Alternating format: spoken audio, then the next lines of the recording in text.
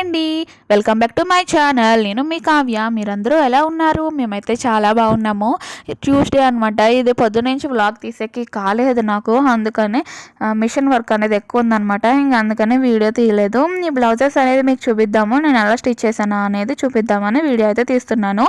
ఈ బ్లౌజ్ అయితే వాళ్ళే రిఫరెన్స్ పిక్ అనేది పెట్టారు, దాన్ని బట్టి స్టిచ్ చేశాను. ఇంకా నార్మల్ 2 అయితే మామూలుగా కుట్టేయమన్నారు, ఇంకా అలాగే కుట్టేశాను. శారీస్కి అయితే ఫాల్స్ కూడా వేసేసాను.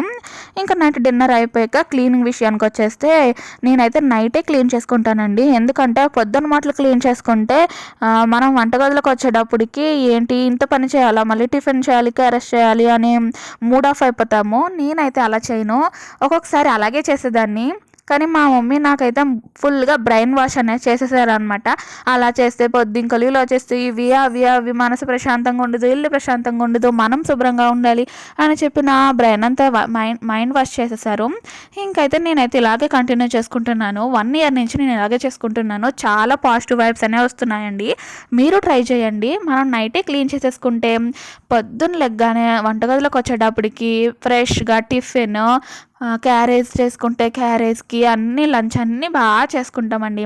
మీరు ఒకసారి ట్రై చేయండి. ఇంకా స్టవ్ అయితే నేను ప్రతిరోజు డీప్ క్లీన్ అయితే చేసుకోను, 2 డేస్కి ఒకసారి అయితే డీప్ క్లీన్ అయితే చేసుకుంటాను. ఇంకా నేను పొద్దున్నుంచి యూస్ చేసిన వేస్ట్ ఉంటుంది కదా, మనం సింక్లో దాంట్లో పడేయకుండా కవర్లోనే స్టోర్ చేస్తాను.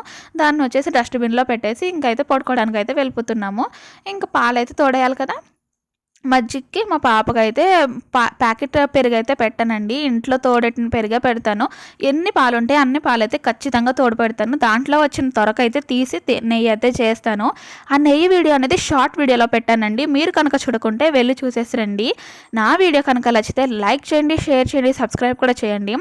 ఇంకా పాలైతే మరగబెట్టాలి కదా, అవైతే స్టవ్ మీద పెట్టేసుకుంటున్నాను. ఇంకా హాలు అన్నీ క్లీన్ చేసేసుకొని ఇంకా పడుకుందామని వెళ్ళిపోతున్నాను. మా పాప చూసారా హ్యాండ్ బ్యాగ్ ఎక్కడ పెట్టిందో, ఎక్కడ వస్తువు అక్కడ పెట్టదు, బొమ్మలు అన్నీ సోఫాలో పెట్టేస్తుంది. అది తన చిన్న కార్ అనమాట. మీ ఇంట్లో పిల్లలు ఉంటే ఇలాంటి వస్తువులు అనేవి ఉంటూనే ఉంటాయి. మా పాప కూడా అంతే. ఇంకా అన్ని పనులు అయిపోయాక రేపటి ఏం చేసుకోవాలా అనేది చిన్న ప్లానింగ్ అయితే నేను వేసుకుంటాను. ఈ చిన్న బుక్ వచ్చేసి నా మిషన్ బుక్ అనమాట. అంటే రేపు ఇచ్చే బ్లౌజెస్ ఏమన్నా ఉన్నాయా, ఎవరన్నా మనీ ఇవ్వలేదా అనేది అంతా దీంట్లో రాసుకుంటాను అనమాట. ఒక బుక్ అనేది మెయింటైన్ చేసుకుంటే చాలా బెటర్గా ఉంటుందండి. ఏంటి మనం ఏం చేయాలి, రేపు ఈరోజు ఏం చేసాము అనేది ఒక ఐడియా వస్తుందన్నమాట. ఇంకా నా స్ట్రెస్ బూస్టర్ ఏంటి అనుకుంటున్నారా? ఏం లేదండి, పొద్దు నుంచి సాయంత్రం దాకా ఇన్ని పనులు చేస్తాం కదా, ఇంకా సామాన్లు తోమేటప్పటికి ఇంకా నీరసం వచ్చేసి నిద్ర అయితే వచ్చేస్తుంది. ఆ టైంలో అయితే నేను మా పాప పొద్దు నుంచి ఏం చేసిందా అని ఆలోచించి తన బుక్ అయితే తీసుకుంటానమాట. చూసారా, ఇది తన డ్రాయింగ్ బుక్ అనమాట. ఇది తన ప్రీవియస్ స్కూల్లో ఇస్తారు కదా, 1 ఇయర్ అయిపోయాక లాస్ట్లో ఆ బుక్ అనమాట. చూసారా ఎట్లా చింపేసిందో. నేను బ్లౌజెస్ కట్ చేసుకుంటే ఈమెమో బుక్స్ అయితే కట్ చేస్తుంది. చూసారా ఎలా చూస్తుందో. అల్లరి పిల్లండి, చాలా అల్లరి పిల్ల మా పాప అయితే. నాకు ఎప్పుడైనా కోపం వచ్చిందంటే తన చేష్టలతో కూల్ అయితే చేసేస్తుంది, ముద్దులు అయితే పెట్టేసి చాలా కూల్ చేసేస్తుంది. మా పాప దగ్గరే నేర్చుకోవాలి ఎవరిని ఎలా కూల్ చేయాలనేది.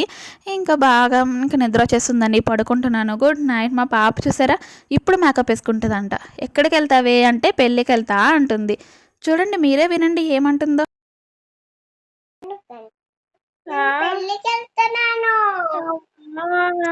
ఎవరి పెళ్ళి? సరేనండి, ఓకేనండి, గుడ్ నైట్, బాయ్ అండి. రేపటి వ్లాగ్లో మళ్ళీ కలుసుకుందాం.